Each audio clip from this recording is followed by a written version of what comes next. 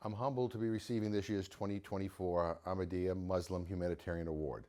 It is a wonderful honor to join a distinguished list of past recipients that includes fellow members of Congress, committed human rights advocates, and social justice luminaries. I have known the Ahmadiyya Muslim community for many, many years, especially in Massachusetts. Your deep commitment to universal human rights and humanitarian service is admirable, and I appreciate your long track record of speaking out for social justice. I have learned about the fascinating history of your community.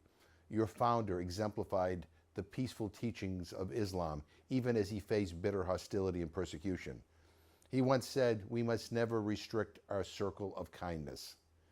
These are powerful words that remain essential today as the Ahmadi community continues to be the target of grave human rights abuses. And your current leader has been a consistent champion for peace for more than 20 years, providing valuable advice for world leaders. And I agree with his plea that all must act with restraint and justice. I look forward to welcoming him back to Capitol Hill in the future. What sets your community apart is that you advocate for the rights of all oppressed and disadvantaged communities with as much zeal and passion as you do your own persecuted brothers and sisters. And it's not just words.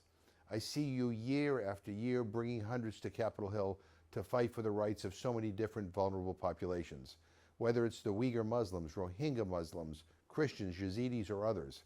You are known for your commitment to uniting communities towards peace and reconciliation. Your voice and advocacy are incredibly important in this moment of crisis in the world.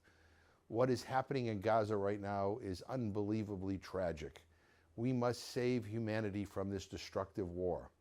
Last December, I joined your Voices for Peace campaign on Capitol Hill to call for a ceasefire in Gaza. I was moved to learn how your community in Israel was able to bring together thousands of Jews, Muslims, and Christians to call for peace. Your approach is an example for us all. We must continue to push for a ceasefire and a return of all hostages. These are necessary steps that I believe could put us on a path towards a sustained peace.